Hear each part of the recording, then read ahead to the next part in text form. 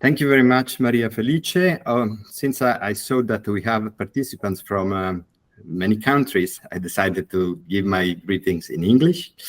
So good morning, everybody. Thank you so much for the invitation to bring a brief welcome greeting to the fourth workshop of the FRED2 project.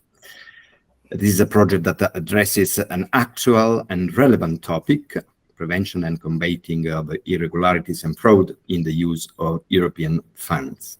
And as Maria Felice said, it is based on the collaboration between the anti-fraud committees at the European level and the academy and universities. I can say on the academic side, you know that Sapienza is the largest university in Europe, distinguished in the international rankings. And I'd like to underline that in our strategic plan, we have focused the goal of improving our third mission activities through collaboration with institutions, companies, and civil society. And the Department of Management, which is one of the departments participating in the ImpreSapiens Research Center, is also fully in line with these aims. I can say that FRED2 project of ImpreSapiens represents a clear example of creation of knowledge, cultural value, social value, economic value, made possible by the collaboration between the various stakeholders. So in this case, with the aim of preventing and combating fraud in the use of European funds, national and European public institutions and academia join forces to develop and exchange knowledge, experiences, and good practices. And I have to say that the theme of today's workshop is particularly topical, focusing on data-driven approach in contrasting the European fraud phenomenon. So we have innovative methods based on the algorithms, deep learning, artificial intelligence that can be extraordinary and effective tools of predicting, identifying, and thus contrasting fraud. And so I'm sure that this workshop will be an important milestone of the project. And I must congratulate and thank all those who defined this project, and especially all those who are working to make it real. So for Sapienza, the ImpreSapiens Research Center, its previous director, Professor Andrea Rocchi, and its current president, Mario Calabrese, and all the colleagues who bring their important contribution, Maria Felice Arezzo as a coordinator, and then Francesca Iandolo, Francesco Bellini, Vani Ressa, and all the others. So finally, of course, I have to thank the distinguished speakers at today's meeting. Thanks again for the invitation, and enjoy the workshop. Thank you very much, Alberto. Thank you.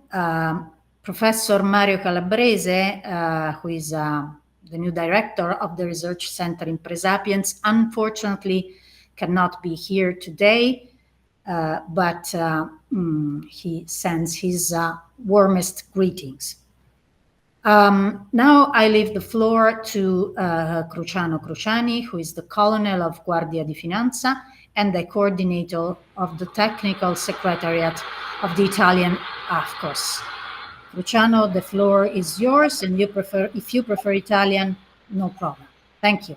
No, don't worry. I try to do all my best with the English language. Thanks, Maria Felice, so hand me the word. Good morning, everybody. I'm really pleased to be here today in participating in this important meeting. Before starting with my speech, basically welcome greetings, I would like to welcome all the authorities and participants to this fourth workshop of the project FRED2. And I would like to thank in particular Sapienza University of Rome, Professor Maria Felice Arezzo, coordinator of the project, for having involved in this project the Technical Secretariat of the Italian Anti-Fraud Coordination Service, operating in the Department for the European Affairs at the Presidency of the Council of Ministers, of which I am the coordinator since 2020. The FRED2 project, as anticipated by Professor Pastore, Alberto Pastore, can be very useful in ensuring the full and correct use of the European funds, because it can help to understand within a framework of interinstitutional, international, and academic cooperation, which strengths can be exploited to ensure the legitimate use of the financial resources made available to Europe for the growth of member states, and which aspects need to be improved and strengthened. Our country can boast more than 30 years of experience in the field of international and interinstitutional cooperation for the protection of the EU financial interests. And for this reason, our AFCOS is pleased to share its knowledge and experience in this area, in this field, with you, including in this project, such as this one. And of course, it wants to be able to grow through knowledge of the good practices and the experiences of other EU member states. The Italian AFCOS therefore supports the project's objective to implement new data-driven risk analysis approaches, IT tools, and further technological solutions such as artificial intelligence and machine learning to strengthen the prevention and fight against fraud in the detriment of the EU budget. But how to reach this goal? Basically, creating a permanent anti-fraud observatory made up of national and European institutions, academics, and practitioners that will give sustainability in the new network through reports aimed at improving awareness of fraud and other illegal activities, strengthening transnational and multidisciplinary cooperation. With this in mind, Article 3 of Law number 56 of the 29th April 2024 expanded the function and composition of our anti-fraud coordination service in order to strengthen the unitary strategy of preventing and fighting fraud or other illegal activities of funding related to National Recovery and Resilience Plan, cohesion policies for the 2021-2027 programming cycle, and related national funds.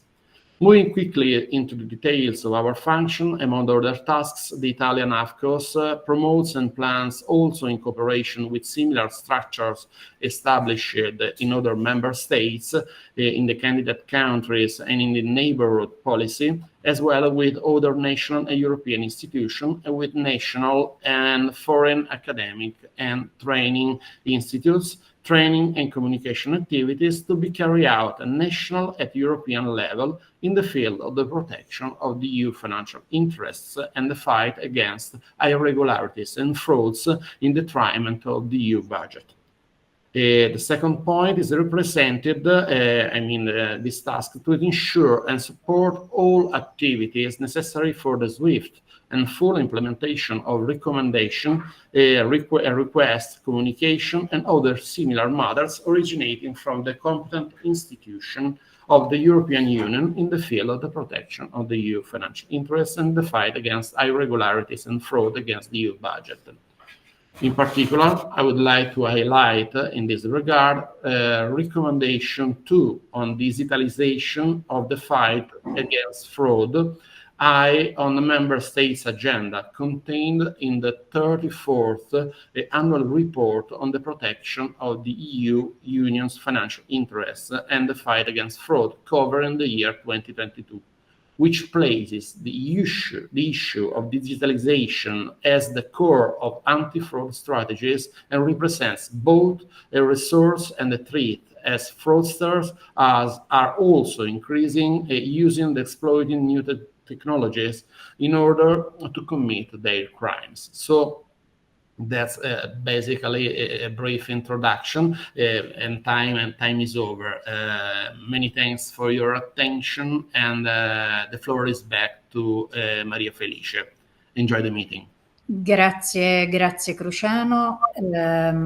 Adesso lascio la parola al dottor Antonio Tuccillo, che è presidente della Fondazione Nazionale Commercialisti Ricerca, ed è con grande piacere che vi annuncio il fatto che la Fondazione ha accettato di portare la sua esperienza e la sua conoscenza per coadiuvarci appunto nelle attività del progetto FRED. Dottor Tuccillo, le lascio la parola.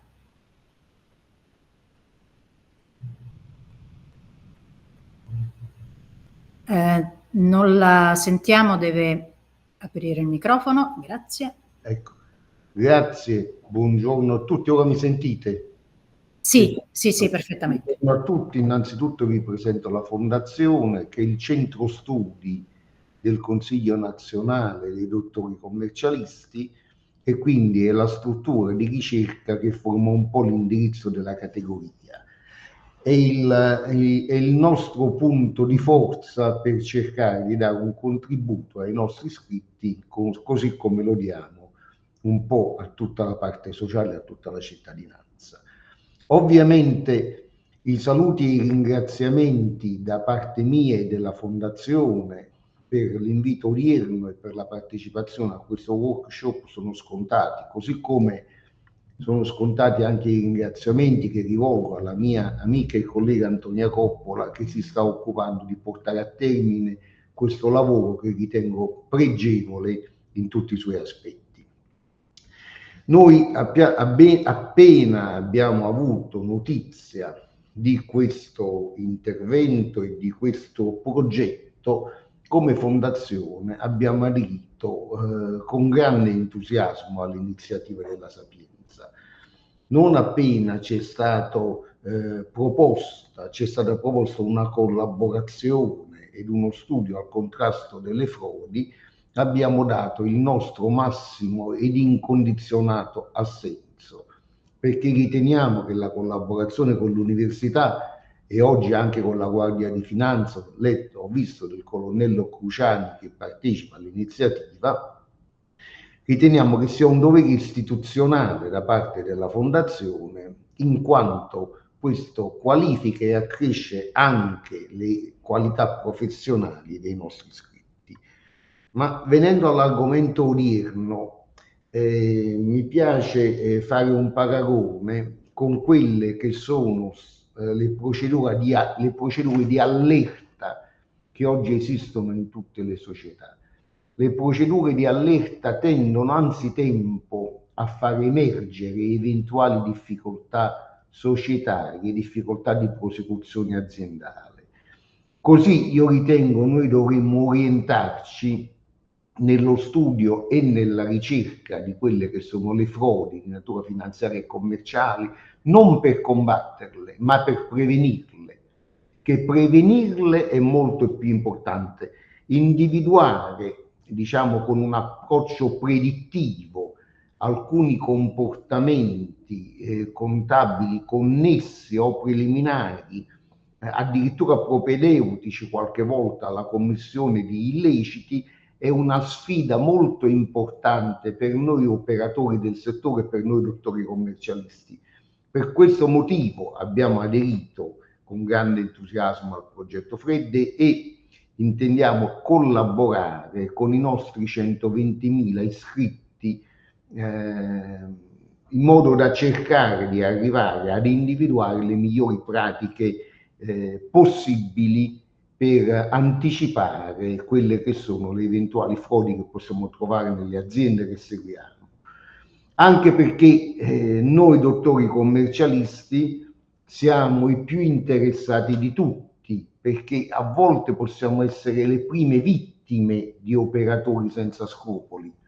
Quindi noi che siamo in prima linea, a volte leggiamo sui giornali di commercialisti coinvolti in operazioni con i propri clienti, tante volte, credetemi, la nostra categoria subisce degli effetti dei quali non è responsabile. Ci auguriamo che in futuro anche l'intelligenza artificiale insieme alla sensibilità della nostra categoria, ci possa portare dei contributi importanti nello studio e nella prevenzione di quelli che sono gli illeciti.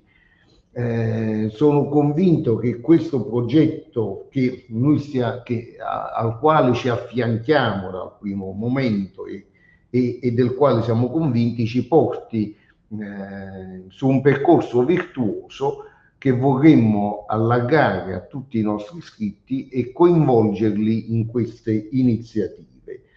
Per quanto riguarda la giornata odierna, vi rivolgo i più calorosi ringraziamenti e auguri per un buon lavoro e speriamo che questo sia l'inizio di un processo che porti ad una concreta definizione di quelle che sono le migliori pratiche poi da divulgare a tutti i nostri iscritti. Grazie molto.